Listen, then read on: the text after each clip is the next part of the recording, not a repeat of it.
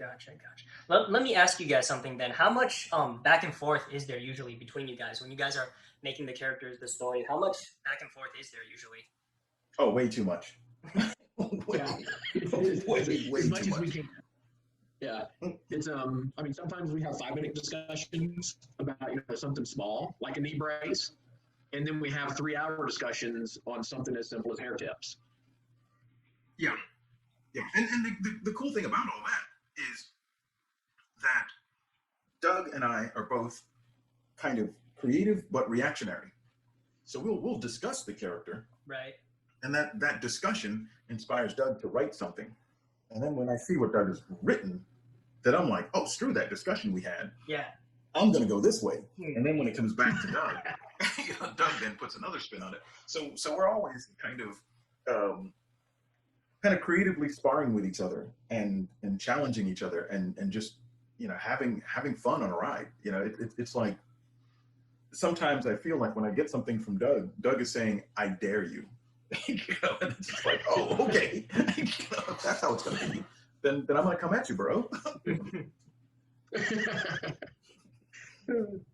So how is it usually then? Like Doug will come to you with a character, you'll draw a version of like what's in your head, and then you'll go back to him, and then he'll tell you, well, maybe do this, and then you'll do another version, and then is that like happens every time or? Yeah, well, what generally ends up happening is the character just gets sort of tweaked. The character just starts morphing, and I don't think that's in either of our controls. It starts morphing into something that more fits like what the story is asking for. So it's just like, and the nice thing is when I'm working with Doug, Doug never works more than an issue ahead of me. Okay. And the cool thing about that is I would probably be bothered by that with anyone else because I want to know way in advance exactly what's going on. And if I can get the entire miniseries written, even better. Right. But I know that Doug is waiting around the corner to jump me. I know he's basically kind of going, well, let me see what he draws. And then once Doug, when I get deep into the first issue, then Doug is off to the races, sort of on the second issue. So he's reacting to what I've drawn. And I think the nice thing about it is it makes us both kind of behind the scenes and in the audience at the same time, and it's just a really fun process.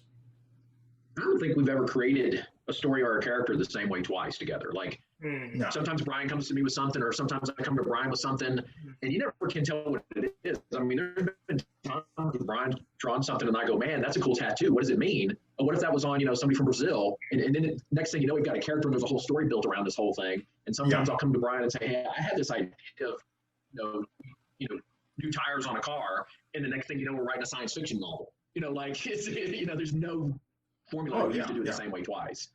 Yeah. And something that I think is a really great example is with Thomas River.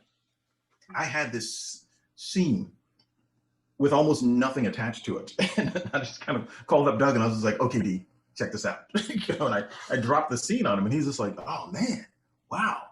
And then back and forth and back and forth and back and forth. And now we have the book that we're working on. So from that one scene, the cool thing is the scene actually has made it into the book. But that's actually sometimes rare. It's like, there have been times where we've like built scenes into the book when we're talking about it, but those scenes never end up in the finished book or anything like that. I mean, Doug. So it's just really organic. Right. Gotcha.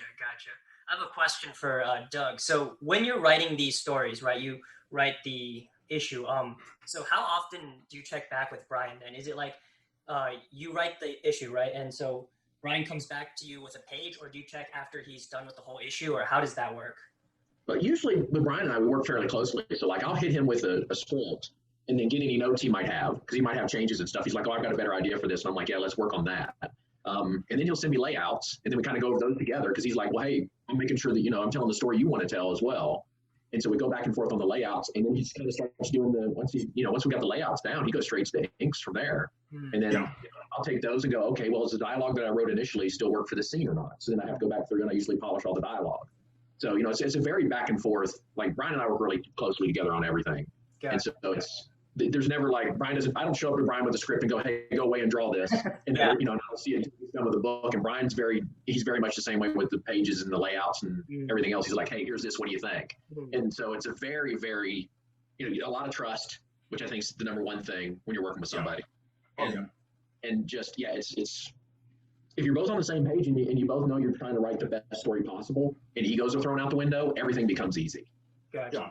And I think that's an important game right there is I know that Doug is interested in servicing the story that we're telling. And all my energy is servicing the story that we're telling. And I'm trying to get out of the way of the story. And Doug's trying to get out of the way of the story. I think the interesting thing is the most important thing in the writing stages is the story. The writer is not important. You know, the writer is just a tool that develops the story. But then in the art stages of things, the most important thing is not the art. It's the storytelling. And I think the reason why people are interested in comics isn't the writing and the art. It's the story and the storytelling. When the story and the storytelling is good, then the book is a great experience. That makes sense. Can we use that quote out of context for Brian? The writer is a tool.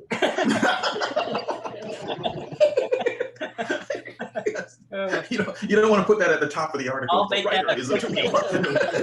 Brian Stelfreeze. But yeah, I mean, I totally agree. How like would you guys say that's a common practice within the industry to have the writer and artist work so close to each other, or would you guys say like you guys are kind of a special case, or has it changed over the years? I think we're a special case because the way that Doug and I work is not efficient. It's not a smart way of doing things, and you know we're prone to in the last minute going, hey, before you get to that scene, what do you think of doing this instead? So it's just like it's just not good. And I think when you work at particularly Marvel and DC, oftentimes the writer goes off and writes the book, and then the artist goes off and draws the book. And I've done work at Marvel and DC and never had a single conversation with the writer.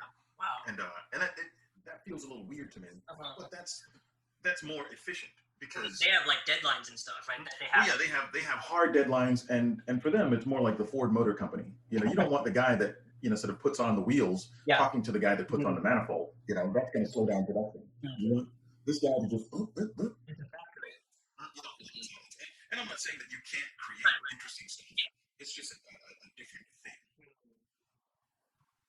Gotcha. Yes, it don't work the way we do. It's not efficient.